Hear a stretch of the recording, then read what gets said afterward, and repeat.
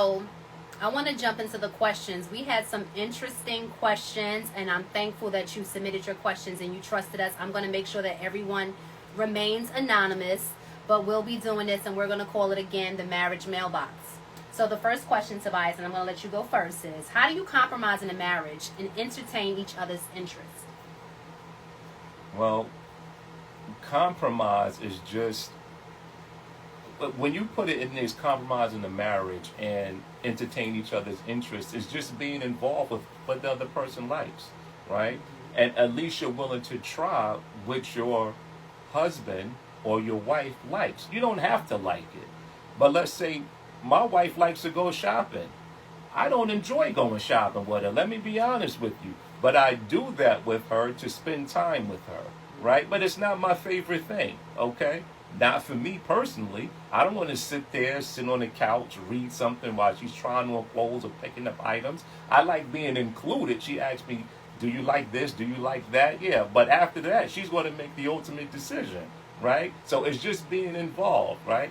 I like to do certain things, but my wife doesn't have to do it with me all the time. But as long as she shows an interest and doesn't down what I'm doing, right? That's the point. She likes to go shopping. I'm not going to down her and ridicule her because she likes to go shopping, but I'm going to do it with her sometimes. I don't have to do it all the time. Right. That's important. But I'm going to do it sometimes with her.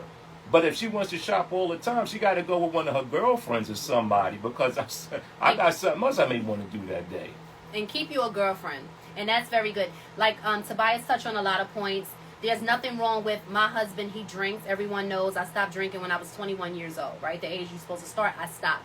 So I'm still going to go with him to a restaurant or a local bar because I want to be there with him to have a good time with him. It doesn't mean I'm like, oh, you're a drunk. Oh, I don't drink. You shouldn't be drinking. He smokes cigars, right? That's not my cup of tea. But at the end of the day, if my husband enjoys it, then I'm going to be supportive. I'm not going to go every single time and be like, oh, what cigar you smoke? I don't care about that. But I'm here to support what he's doing, you know. And when I have a drink, not to cut you off, but when I have a drink, she's having a mocktail. Yeah, I do my mocktails. Right? So she's having a Virgin mocktail. pina coladas. And we're having a good time just chilling out together. Conversation. Right. And I think, that was a very good question because you have to compromise. In order for you to have success in any relationship, it's a give and take. And I think a lot of times, sometimes we're stuck in a me. This is what I want. This is what, this what looks good. And let me say this.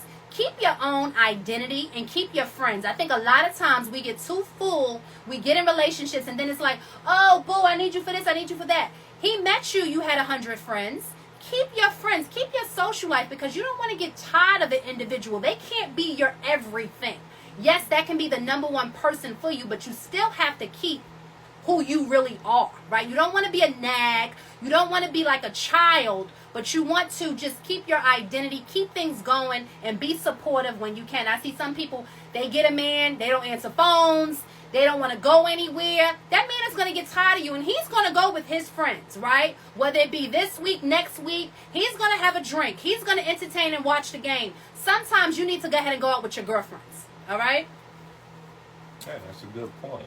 And beware Georgia. of people that don't want you to hang out with your friends anymore right. for one reason or another. That's a sign. Yeah, that can be what we call in these days a red flag. Yeah, that is definitely a red flag. If someone doesn't want you around your friends, around your family, who you like to be with, who you want to enjoy some time with, you want to be very careful of that right there. Right.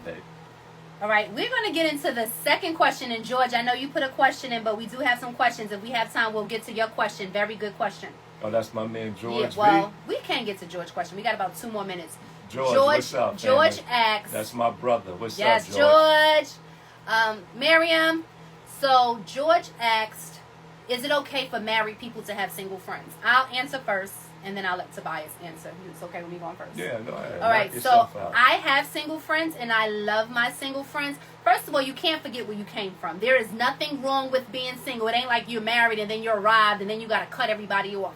No, there's nothing wrong with having single friends. There's just always a place, right? If you're discussing things dealing with your marriage and you're doing certain things and you know certain things you're not going to do with your single friends, I would say for me, I don't do things that single people do because that's just not the way I conduct myself. That doesn't mean my best friend is single because she chooses to be so. That's not going to mean because we're not going to be friends and we're not going to be tight anymore because she's single. People get divorced, things happen. You can be a widow, so you're going to just cut all your single friends off. Now, you shouldn't be running streets and doing all type of stuff that single people do. That's what I would say. So should married people have single friends? Yeah. Absolutely. Would you want to cut yourself off from the world because you're married? Like, that doesn't make sense. Mm-hmm. Let's be practical here at the same time, okay? Right. Just because I'm a Christian doesn't mean I don't associate with people who are not Christians. Right. You understand? So the thing is, So the thing is that if you're married, you just play your position. Exactly. PYP. A single person does different things than a married person does. Right. It's very easy, right? So yeah, ain't nothing wrong being single. You should. We all was single. We as married people should be a good influence on those who are single and have them understand what marriage is really about. Those who are married for real, not for play. Y'all know what I mean when I say for play. That means a person who's going to be with Sandra, Lisa, and Susie at the end of the day and not come home to their wife. I'm talking about people that are married for real. Single people can look at those people, not necessarily look up to them, but look at them and say, wow, it's pretty cool being married. Or you can express how you like being married. Somebody will talk to me, I'll tell them I like being married. You understand? That's my thing. Hopefully one day you'll get my thing. But if you don't, it's still my thing. Right. So, Deborah, I see you have a question, but we're going to go into the next questions and then I'll get to you. So this question was very interesting. Do you ever get bored or tired of sex with the same person after all these years? So I knew somebody was going to say that. Some of y'all nosy anyway. So let me say this. Like, I feel like there's no one else that I want. I have my husband. Like, God has given me someone that pleases me. And when you know an individual, your spouse, your husband, your wife, you know what they want. You know what turns them on, what turns them off. You know their body. You know everything about them. So there's no other man that can do anything for me that my husband can't do, and he does it best. So that's the way. I don't get bored. I don't think because we entertain each other, and I'm just speaking, for me. That's how it is. Yeah, so this is a question that really goes through the minds of all single people. Well, I don't want to be with, how can you be with one person? Or I need to compromise. Maybe let my man have another girl every here and there. Or let my wife have another guy every here and there, right? When you look at sex as a chore, then you begin to get these ideas. If you're having sex just to please another person, the other person, your spouse, then you come to these issues as where you think about sex with another person or what have you. And think about it, right? For ladies, there's good-looking men all over the place. You go out of the country, you go on vacation, there's good-looking men roaming around. You stay home, you go to another state, there's good-looking men roaming around. You could go to the next borough, wherever you live at, or next town, the next county, wherever you live at, it's good-looking men. What do you want to do? Have sex with all the men that you see? So what I'm saying is, and the same thing for men, you see beautiful women all the time. You can't have sex with every person you find attractive. It's just not physically possible. So the thing is that you need to enjoy what you have. Find something that you like. Find a person that you like. Stick with it. Because you can't have everyone. It's just not going to happen. It just doesn't happen. Sorry to burst your bubble. It doesn't happen. And if you let someone else into your bedroom, you come up with a lot of issues. You understand? No judgment, but it ain't for me. We don't do that. It's not for us. And we've been together, married 18 and a half years. I'm going to say 18 years. We've been married 18 years. You're the one who said a half. Yeah, but I'm just going to say 18. All right, we've been together 18 years. So there's we've nothing. Been together 19 years. We've been together 19 years. We've been married 18 years. The only point I'm making is that we didn't step out on one another because what else is out there? What is another woman going to do for me that I haven't had done before? So don't be trying to creep and look at my man, because I'm still about that business. I'm just playing. No, she not. If you know me, you know I'm serious. So that being said, and it was a second part to that question. I hope we answered it for you. The second part, which I already said, have you ever gotten tired of wanting someone new? And I would say no. No, and it just goes back to what we just said. You can't get them all, okay? You can't get them all. Anyone who's in the business, everyone you meet for a business deal is not going to work with every single person. It may work with 70, 80% of people, but everyone you meet, you're not going to make money together, okay? Some people you just got to walk away from. It's the same thing with the boredom and monotony that people think happens in a marriage. Keep it fresh. Do what works for you. Okay, that's the best thing you can do when it comes to you and a significant other. Do what works for you best. And don't compare your relationship to other people's relationship, right? Because you don't know what goes on behind closed doors. I think we living in times where everything is so superficial, and we see things, couple goals, and this, and that. We don't know what's going on in their relationship. That girl could be getting beat up, dogged out, at mistresses, all type of things. You don't know. Look what was going on behind closed doors with Cassie. I mean, you understand what I'm saying? So a lot of times, don't go after or look for things in other people's relationship. Like Tobias said, he made a very good point.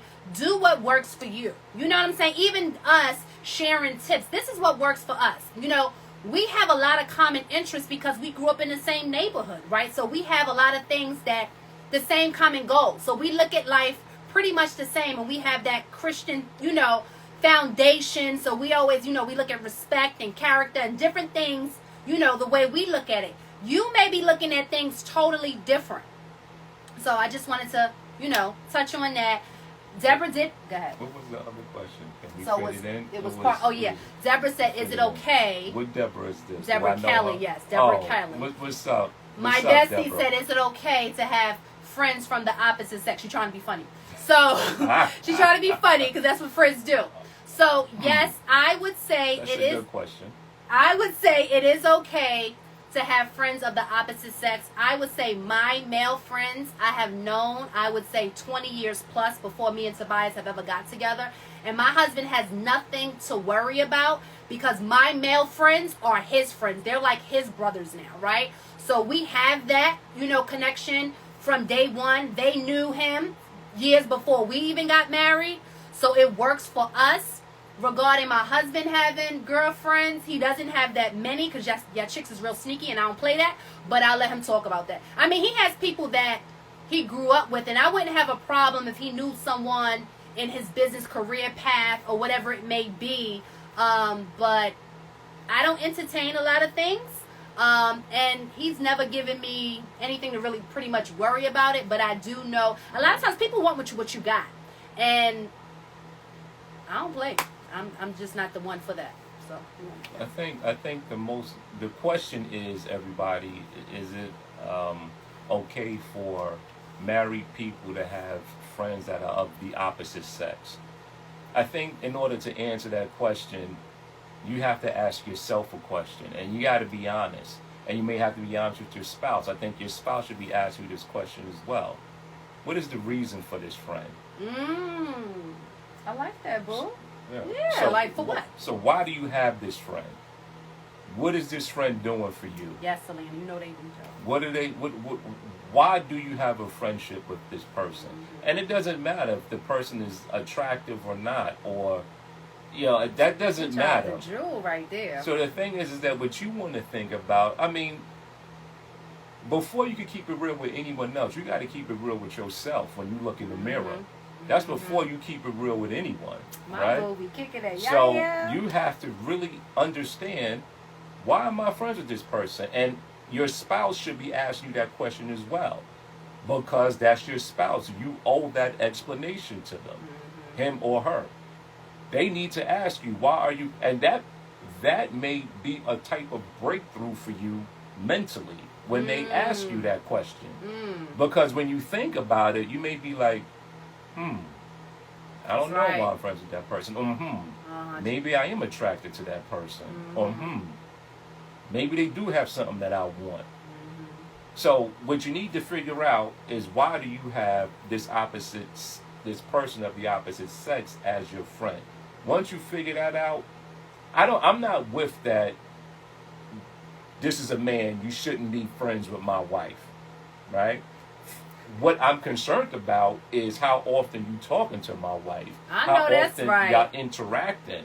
That's what I'm worried about. You understand what I'm saying? But if it's just you see him at work, or you see him here, or you see him there, or whatever. Right. Call you for your birthday, checking in, come to a cookout. I'm concerned when you calling every day and you can't go without speaking to my wife, or vice versa. Right. That's what I'm concerned about. We're not going to. You understand what I'm saying? Everything else is whatever to me. So you answered that. I like the way you answered that question. So I'm going to do a recap. I mean, the 30 minutes went so quickly. Matter of fact, we're going to take one more question.